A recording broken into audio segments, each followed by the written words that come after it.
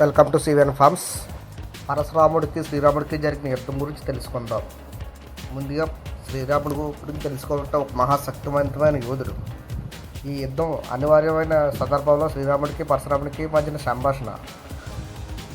పరశురాముడు మరియు శ్రీరాముడి మధ్య జరిగిన సంఘటన భగవద్ ధర్మానికి సంబంధించిన అతి ప్రాచీనమైన ఘట్టం. ఇది ఒక సాధారణ యుద్ధం కాదు, ఒక శక్తిపరమైన ఒక దివ్య విశ్లేషణ. పరశురాముడు భగవాన్ విష్ణువు యొక్క 6వ అవతారం. అతను భూలోకంలో అహంకారపూరిత క్షత్రియులు వినాశనానికి అవతరించాడు. అతని కోపం అమితమైనది, తపస్సులో సంపాదించిన శక్తి అపారమైనది. శ్రీరాముడు మరోవైపు విష్ణువు 7వ అవతారం, సంపూర్ణమైన ధర్మస్వరూపం. అతడు శాంతి స్వభావం కలిగిన వాడు, కానీ తన ధర్మాన్ని ఎప్పుడూ ఎవరు నాశనం చేయని శక్తివంతుడు.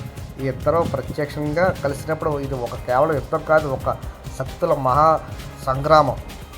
ఈ గొప్ప సంఘటన రామాయణంలో ఒక ముఖ్యమైన ఘట్టం. ఇది కేవలం ఒక యుద్ధం మాత్రమే కాదు, ఇది శక్తి, ధర్మం మరియు భవిష్యత్తు సంబంధించిన ఒక పరీక్ష.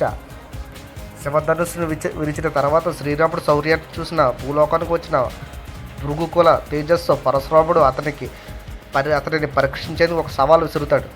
పరశురాముడు అప్పటికే క్షత్రియులు నాశనానికి సంకల్పించిన గొప్ప ఋషి భగవంతుని రూపం.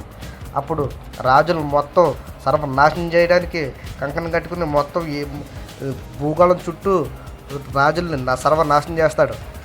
శివధనుసు విరగడం వల్ల శ్రీరాముడు ధనుసును విసిరిన వార్త విన్న పరశురాముడు క్షోభకు గురవుతాడు. అతను శ్రీరాముడిని తన వైష్ణవ ధనుసుతో పరీక్షించాలనుకుంటాడు. పరశురాముడు అప్పుడు శ్రీరాముడికి సవాలు విసురుతాడు. పరశురాముడు తన వైష్ణవ ధనుసును శ్రీరాముడి చేతిలో ఇస్తూ ఈ ధనుసును ఎత్తగలిగితే నువ్వు నిజమైన క్షత్రుడు అంటూ సవాలు విసురుతాడు. దానికి శ్రీరాముడు చిరునవ్వుతో ధనుసును తీసుకుని ఒకేసారి తన్నుకున్న పరశురాముడిపై గురిపెట్టాడు. అప్పుడు పరశురాముడు అర్థం చేసుకున్నాడు, శ్రీరాముడు సామాన్యుడు మానవుడు కాదు అని, విష్ణు అవతారం అని. శ్రీరాముడు అతని బాణం ఎక్కడికి వెళ్ళాలనుకుంటున్నాడని అడుగుతాడు పరశురాముడిని. పరశురాముడు వినయంతో తన తపశ్శక్తిని హరిస్తూ భూలోకానికి మానవుల మధ్య తన ప్రయాణం ముగుస్తుందని అంగీకరిస్తాడు. అతడు హిమాలయాలకు వెళ్ళి తపస్సులో లీనమయ్యాడు. ఇది యుద్ధం కన్నా ఎక్కువ. శ్రీరాముడు భవిష్యత్తులో ధర్మాన్ని రక్షించగలనే శక్తిని నిరూపించుకున్న ఘట్టం. పరశురాముడు తన కర్తవ్యాన్ని పూర్తి చేసుకుని శ్రీరాముడికి తన ధనుసును సమర్పించాడు. భీకరమైన యుద్ధం, సూర్యోదయం, ఎర్రటి ఆకాశం, రెండు దివ్యశక్తులు పరస్పరం నిలబడటం, ఒక కోపంతో మరొకరు సౌమ్యమైన ధైర్యంతో. శ్రీరాముడి సున్నితమైన చిరునవ్వు, కానీ అతని కళ్ళల్లో అపారమైన శక్తి. వైష్ణవాను సిద్ధం కావడం. అంతటి దివ్యశక్తిని చూసిన పరశురాముడు తెలియడం, తాను ఇప్పుడు ఒక కొత్త ధర్మాన్ని స్వీకరించాలి. పరశురాముడు తపస్సు వైపు ప్రయాణం. అంతిమంగా శ్రీరాముడు భూలోకాన్ని ధర్మాన్ని మార్గదర్శక కావడం. ఈ ఘట్టం ఈ చరిత్రలో ఒక అద్భుతమైన సంఘటన. శ్రీరాముడు పరాక్రమానికి పరశురాముని తపస్సు ఒక గొప్ప నిదర్శనం. పరశురాముడు భగవాన్ విష్ణువు యొక్క 6వ అవతారం అని అందరికీ తెలిసిందే.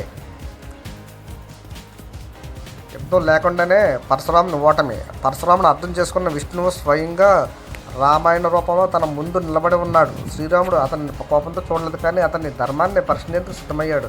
శ్రీరాముడు బాణాన్ని సిద్ధం చేసి పరశురాముని ప్రశ్నించాడు. ఈ బాణాన్ని ప్రయోగిస్తాను, కానీ నువ్వు చెప్పు, ఇది నీ శక్తిని హరించడానికి ఉపయోగించాలా లేక నీ తపస్సును నాశనం చేయగల? పరశురాముడు అంగీకారంతో పరశురాముడు అవమానం అనిపించుకోలేదు, కానీ ధర్మాన్ని అర్థం చేసుకున్నాడు. అతను తన శక్తిని రాముడి ముందు సమర్పించుకున్నాడు. తన తపస్సును చెదరకూడదు. రఘునందన, నా శక్తిని తీసుకో, నేను ఇక యుద్ధాంగాన్ని విడతాను. శ్రీరాముడు చిరునవ్వుతో పరశురాముడి శక్తిని హరించి అతని తపస్సు కాపాడాడు. ఈ ఘటన అర్థం ఏంటంటే, పరశురాముడు గత కాలపు ధర్మయోధుడు. అతను తన యుగంలో తాను చేసిన కర్తవ్యాన్ని పూర్తి చేసుకున్నాడు, కానీ శ్రీరాముడు కొత్త యుగానికి మార్గదర్శకుడు. పరశురాముని ధర్మం క్షత్రియులతో కోపంగా నిలబడడం, అయితే శ్రీరాముడి ధర్మ సమతుల్యతను నిలిపించే యూధత్వం.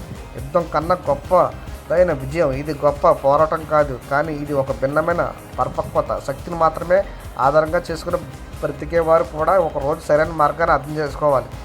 శ్రీరాముడు పరశురాముని గౌరవం చూసి అతనికి తన ధర్మాన్ని తెలియజేశాడు. శాంతి ద్వారా అధికారం. శ్రీరాముడు బాణం వదలలేదు, కానీ తన శక్తిని తెలియజేశాడు. అసలు శక్తి అంటే యుద్ధం కాదు, తన శత్రువు కూడా తన గుణాన్ని అర్థం చేసుకునే చేయడు. ఉరుములు, మెరుపులు, ఆకాశం ఎర్రగా మారడం, పరశురాముని ముక్కు సూటితనంతో కూడిన మాటలు, ఆయన శక్తి చుట్టూ ఆడే విద్యుత్ తరంగాలు, శ్రీరాముని ప్రశాంతమైన కళ్ళలో ఒక లోతైన ప్రకాశం, వైష్ణవ బాణం సిద్ధం కావడం, భగవంతుడితో ఉన్న విధంగా తన ఒక అంతిమ నిర్ణయం. పరశురాముని సందేహం నుంచి శక్తి మసకమారడం, ఒక తేజస్సు మారడం, తన కర్తవ్యాన్ని పూర్తి చేసుకున్న పరశురాముడు హిమాలయాల వైపు వెళ్తున్న చివరి దృశ్యం. శక్తి ఉన్న ధర్మాన్ని తెలుసుకోవాలి. పరశురాముడు మరియు శ్రీరాముడు ఒకరినొకరు ఎదుర్కొన్న సంఘటనలు మనం కనుగొన్న గొప్ప విషయాలు నేర్చుకోవచ్చు. శక్తి ఉన్న ధర్మాన్ని తెలుసుకోవాలి. సమయం వచ్చినప్పుడు కొత్త మార్గాన్ని అంగీకరించాలి. యుద్ధం లేకుండా కూడా ఓడించగలగడం. ఇది కేవలం ఒక పోరాటం ఘట్టం కాదు, భవిష్యత్తు మార్గదర్శకమైన సంఘటన అని తెలుసుకోవాలి.